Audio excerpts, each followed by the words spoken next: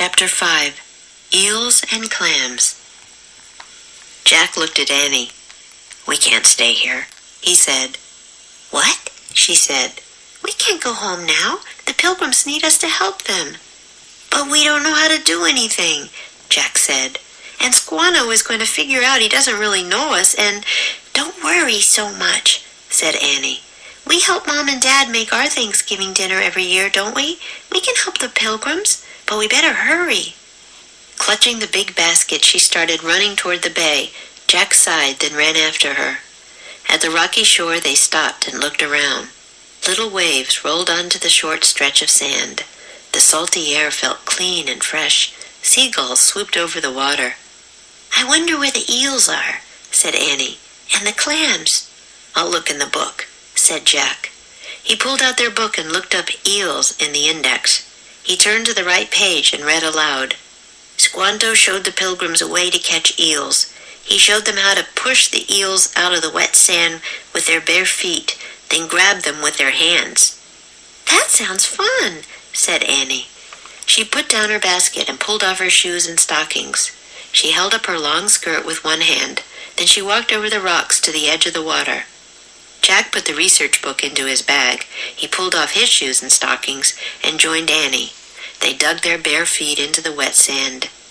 "I don't feel anything," said Jack. "Let's wade into the water," said Annie.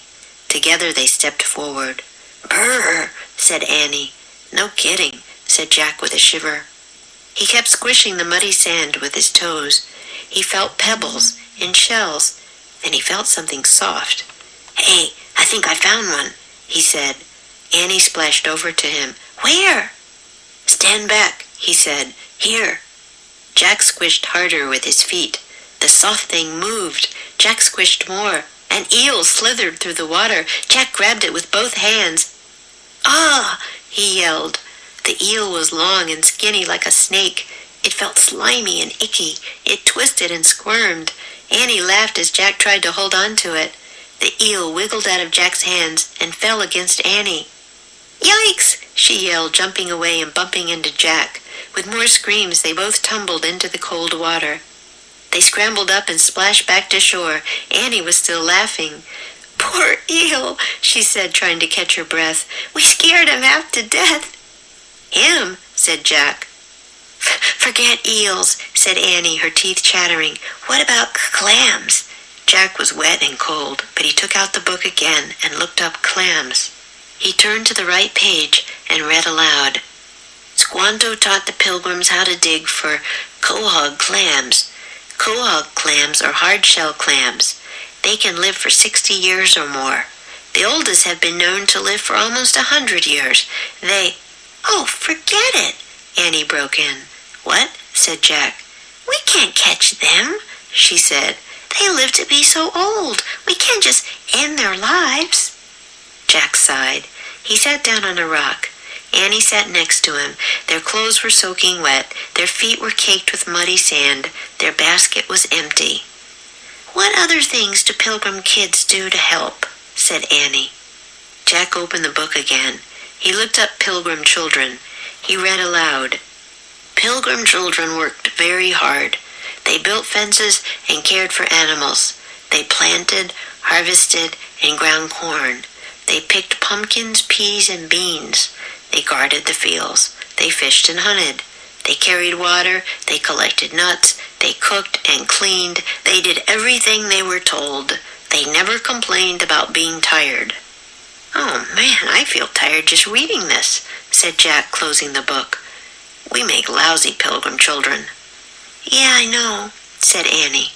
"Maybe we could do something like keep an eye on the turkey and tell them when it's ready. That's how I help Mom every year." "Annie, Thanksgiving in Frog Creek is a whole different story from Thanksgiving with the Pilgrims," said Jack. "Annie, Jack," a voice called. Jack quickly put away their book, then they turned around. Priscilla was standing on a rock. She held a pumpkin and carried a basket filled with yellow squash and red corn. "I was looking for you," she said. Chapter 6. Good Work. "Good day, Priscilla," said Annie. Good day, said Priscilla. She walked to them. Did thou fill the basket with eels and clams? Not really, said Jack. The eel didn't want to get caught, said Annie. And the clams lived to be so old. We didn't think it was right to take their lives. Priscilla laughed. Her sad eyes sparkled.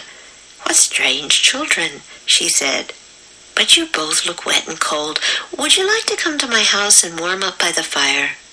Yes, said Jack and Annie. They washed off their feet and pulled on their shoes and stockings. Jack picked up his bag. Annie picked up their empty basket. Would thou like to put some of my corn and squash in thy basket? Said Priscilla. Oh, thanks, said Annie. She took some corn and squash from Priscilla's basket. And perhaps thou would like to carry the pumpkin? Priscilla said to Jack. Sure, said Jack. Sure, said Priscilla. I mean indeed, said Jack. He felt relieved. Now they wouldn't have to go back empty-handed. Jack wrapped his arms around the heavy pumpkin. Annie carried the basket. They followed Priscilla back to the village. The pilgrims and Wampanoag were gathering in a wide dirt street. Women were baking bread in an outdoor oven. Some boys were setting wooden planks on barrels to make tables. Mary, the little girl, was carrying a bucket of water. Squanto sat smoking a pipe with Chief Massasoit, Governor Bradford, and Captain Standish. Jack hoped Mary wouldn't ask him about the clams and eels. He hoped Squanto wouldn't ask him about Captain John Smith. He hoped the governor and the captain wouldn't ask him about home. Jack hid his face behind the fat pumpkin. Priscilla opened the door to a small house. Then she led Jack and Annie into a dark, smoky room. The only light came from one window and a fire. Sit by the hearth, said Priscilla, so your clothes can dry. Where's the hearth? Annie asked, looking around. Priscilla laughed again, shaking her head. There, where the fire lies, she said.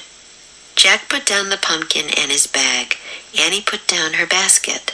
The hearth was so large, Jack could have stood in it. He and Annie got as close as they could to the warm, crackling fire. Several pots hung over the fire. Near the pots, a turkey was roasting on an iron rod. The Thanksgiving turkey, whispered Annie. Cool, said Jack. The very first Thanksgiving turkey, he thought. Would thou please stir the corn pudding whilst thou art drying? Asked Priscilla. She pointed to one of the pots. Indeed, said Jack. Priscilla took a wooden spoon out of a jug of water near the hearth. She gave it to Jack. He put it into the thick, bubbly pudding and stirred. I must gather nuts, said Priscilla. Whilst I am gone, move the roots close to the ashes and stir herbs into the seafood chowder. Indeed, said Annie. After Priscilla left, Annie looked at Jack. What are roots and herbs? She asked. Look in the book, said Jack. Annie took the research book from Jack's bag. She looked up roots and read aloud. The pilgrims called certain vegetables roots. These vegetables, such as carrots and turnips, grow under the ground. Ah, said Jack. He picked up some carrots and turnips near the hearth and moved them close to the hot ashes. Next, Annie looked up herbs. She read aloud. The pilgrims called leafy vegetables that grow above the ground herbs. They made salads with herbs. They used dried herbs to flavor soups and seafood chowders.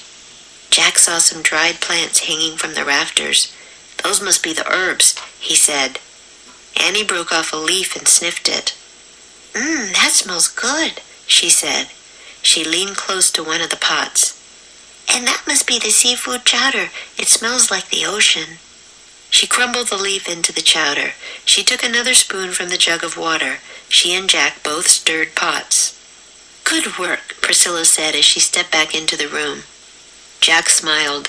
The fire had made him hot and sweaty. The smoke burned his eyes, but he didn't mind. Finally, he felt useful. Priscilla put some walnuts close to the fire. Squanto taught us which nuts are good to eat, she said. Squanto taught thee a lot, said Annie. He saved our lives, Priscilla said quietly. Last winter we were cold and hungry. Half our people died. Annie gasped. How? She said. Sickness, said Priscilla. Fever took my mother, my father, and my brother. Her eyes were bright with tears. No one spoke. The sound of the crackling fire filled the room. Then Annie put her arm around Priscilla. "We're so sorry," said Annie. "Yes, we are," said Jack. "Thank you," Priscilla said with a sad smile. "'Twas a terrible winter, but we never gave up hope, and now God be praised we have had a good harvest, and we have peace with our neighbors." In the glow of the firelight, Priscilla was beautiful, Jack thought. Not only was she kind, but she was incredibly brave as well. "Come," she said. She wiped her eyes and stood up. "Something special is about to take place. Would thou like to watch?" "Sure, indeed," said Annie. She and Jack jumped up and followed Priscilla outside. ㅣ매직트리하우스 Book 27 Thanksgiving on Thursday Chapter 5 and 6. Chapter 5 Eels and Clams. Wade into. Let's wade into the water. Half to death. We scared him half to death. Soaking wet. Their clothes were soaking wet. Caked with. Their feet were caked with muddy sand. That's how I help Mom every year. Chapter 6 Good Work. Take one's life. We didn't think it was right to take their lives. Wash off. They washed off their feet and pulled on their shoes and stockings.